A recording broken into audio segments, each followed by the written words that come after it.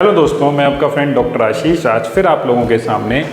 आज हम जिस वीडियो के बारे में बात कर रहे हैं उस वीडियो का टॉपिक है हेयर रेस्टोरेशन। हम लोगों के पास दो तरीके के हेयर रेस्टोरेशन सिस्टम मौजूद हैं। पहला है आर्टिफिशियल और दूसरा है नेचुरल। नेचुरल का मतलब क्या हो गया, जहां पर आपके खुद के ही बाल इस्तेमाल किए जा रहे हैं, और आर्टिफिशियल का मतलब जहां पर आर्टिफिशियल बालों का उपयोग हो रहा है। नेचुरल हेयर सिस्टम में आपके खुद के ही बाल जो कि एक जगह से दूसरे जगह पर ट्रांसफ़र कर दिए जाते हैं, या शरीर के बालों को एक जगह से दूसरे जगह पर ट्रांसफ़र कर दिया जाता है FUE या FUT के माध्यम से। वहीं पर आर्टिफिशियल में दो तरीके के बाल आते हैं, जैसे एक इटालियन एक जापानीज़। इटालियन का नाम है बायोफाइबर और जापानीज़ का नाम है नीडो हेयर। उन बालों का इस्तेमाल किया जाता है आपके गंजेपन को दूर करने के लिए। सबसे पहले हम ये बात करेंगे इन दोनों तकनीकों में अंतर क्या है। नेचुरल बाल पेशेंट के खुद के ही शरीर से लिए जाते हैं, आर्टिफिशियल बाल आपको बाहर से परचेज करके पेशेंट में इंसर्ट करना होता है। जहां खुद के बाल आपके बड़े होते हैं, घने होते हैं, आप उनको कटवा भी सकते हैं। ये आर्टिफिशियल बाल जिस लेंथ का मार्केट से आप लगा रहे हो उस लेंथ का आप पेशेंट में इंसर्ट करते हो, और ये बाल ना तो बढ़ता है ना कटता है। आज का टॉपिक जो हमारा मेन फोकस रहेगा वो इसी चीज़ के ऊपर रहेगा कि आर्टिफिशियल बाल होता है। 19 और 80s में जहाँ देखा गया था कि किसी भी तरीके का कोई रोक टोक नहीं थी पर्टिकुलर आर्टिफिशियल हेयर सिस्टम को लेके, बट 1983 में FDA ने इस पर रिस्ट्रिक्शन लगाया था और बोला था कि use of suitable hairs are only permitted. जहाँ पर आप किसी भी ह्यूमन के हेयर को किसी दूसरे ह्यूमन के हेयर में नहीं लगा सकते थे, या पॉली एस्टर या पॉली एक्रेलिक फाइबर्स को आप यूज़ नहीं कर सकते थे। फिर 1990s में थोड़ा सा रिसर्च हुआ, यूरोपियन कंट्रीज़ में बहुत सारे आर्टिकल्स पब्लिश हुए। 1995 में FDA ने आर्टिफिशियल हेयर सिस्टम को as a hair restoration system के अंदर रखा। पहला 1996 में बायोफाइबर को CE सर्टिफिकेट मिला और वो ऑथराइज्ड हो गया as a hair implant system और एज अ मेडिकल डिवाइस। और 1999 में नीडो हेयर्स को CE सर्टिफाइड मेडिकल डिवाइस के रूप में रिकॉग्नाइजेशन मिली। तब से ये हेयर इम्प्लांट सिस्टम हमारा यूज़ में है। एक स्टडी हुई थी जहाँ पे 2017 में मेडिस्पा जो बायोफाइबर की कंपनी है, इस कंपनी ने अपना एक स्टडी किया था जहाँ 25 लाख अराउंड बायोफाइबर्स एक साल में उन लोगों ने बनाए थे, जो कि 6000 लोगों के ट्रीटमेंट के लिए यूज़ हुए थे। अब ये डाटा हर साल 50% बढ़ता जा रहा है। इट मीन्स हर साल बायोफाइबर्स का यूज़ और नीडो हेयर्स का यूज़ बहुत तेज़ी से हो रहा है फॉर हेयर इम्प्लांट रेस्टोरेशन के केसेस में। अब ये हेयर इम्प्लांट सिस्टम आर्टिफिशियल और नेचुरल क्या डिफरेंस होता है। जहाँ नेचुरल सिस्टम में आपके खुद के ही बाल एक जगह से निकाल के दूसरी जगह पे हार्वेस्ट होते हैं, वहाँ आप ये आर्टिफिशियल बालों का यूज़ करते हो। ये आर्टिफिशियल बाल जनरली पॉलीअमाइड मटेरियल से बने होते हैं जिनकी स्पेसिफिक लेंथ होती है। स्पेसिफिक लेंथ होती है बायोफाइबर की जो आपका इटालियन सिस्टम है, और दो स्पेसिफिक लेंथ होती है आपकी नीडो हेयर्स की जो आपका जापानीज सिस्टम है। 15, 30, 45 these are the length specific in case of biofibers, and 15 and 30 these are specific length which is for your Japanese technique that is Nido hair. Artificial hair implant system आपको कई तरीके के रंगों में मिल जाता है। तकरीबन 13 कलर के रंग भी होते हैं जिसमें सफ़ेद रंग भी शामिल है।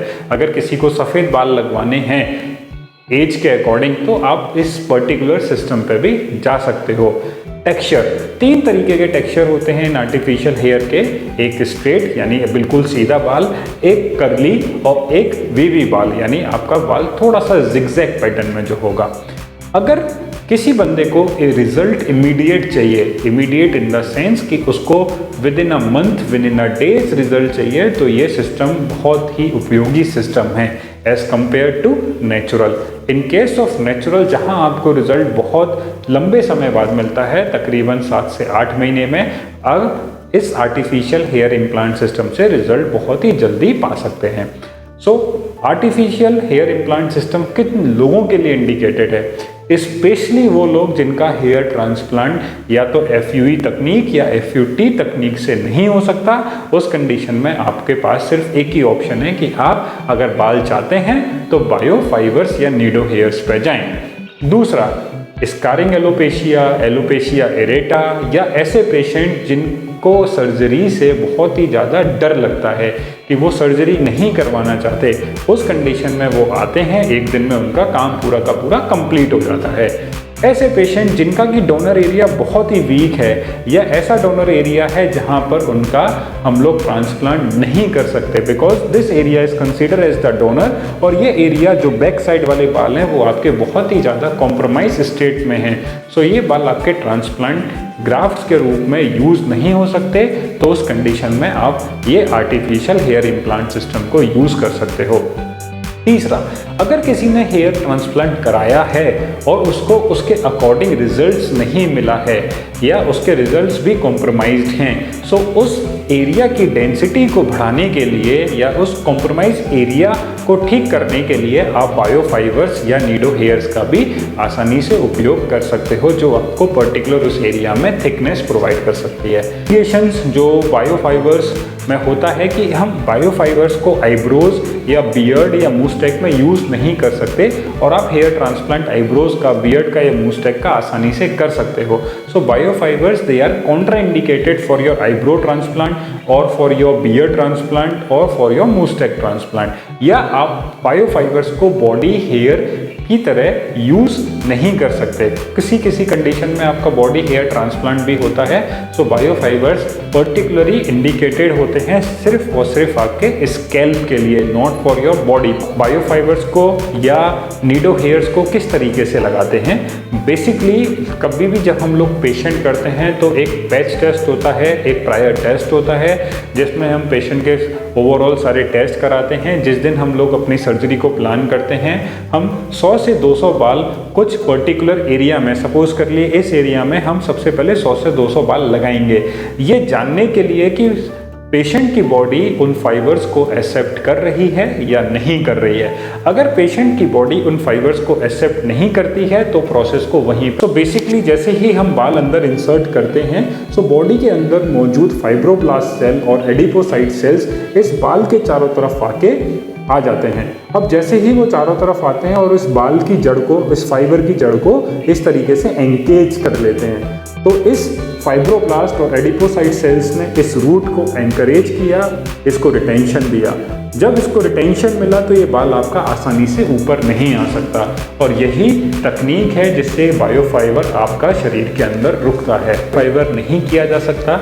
ऐसे पेशेंट जिनको कि बहुत पहले से कोई स्किन डिसऑर्डर है, कोई भी फंगल इन्फेक्शन है, या कोई भी इम्यूनिटी सप्रेस ड्रग्स पे वो चल रहा है, उस कंडीशन में बायोफाइबर नहीं कर सकते। ऐसे पेशेंट जिनका कि पैच टेस्ट स्पेशली फेल हो चुका है, उस कंडीशन में बायोफाइबर्स को नहीं किया जा सकता। आईब्रोज के लिए, बियर्ड के लिए बायो या आपके बॉडी हेयर ट्रांसप्लांट के लिए बायोफाइबर्स इंडिकेटेड नहीं हैं। अब एक दिन में हम लोग कितने बायोफाइबर्स लगा सकते हैं? तकरीबन 800 से 1000 या 1500 तक हम अपने बायोफाइबर्स एक दिन में एक सिटिंग में लगा सकते हैं। फिर उसके कुछ समय बाद हम दूसरी सिटिंग भी पेशेंट को दे सकते हैं, अकॉर्डिंग टू हमें कितने बायोफाइबर्स या नीडो हेयर ट्रांसप्लांट पे नहीं आना चाहते, उन लोगों के लिए बायोफाइबर एक या नीडो हेयर एक ऑप्शन है। अगर किसी को किसी भी तरह की पर्टिकुलर हेयर से रिलेटेड प्रॉब्लम है तो वो हमारे कमेंट सेक्शन में जाके हमसे क्वेश्चन भी कर सकता है। और अगर आप बायोफाइबर्स या नीडो हेयर्स के बारे में जानना चाहते हैं तो आप मेरे को डायरेक्ट मेल या आप मेरे को कमेंट सेक्शन में जाके भी पूछ सकते हैं। And last, please like, subscribe our channel.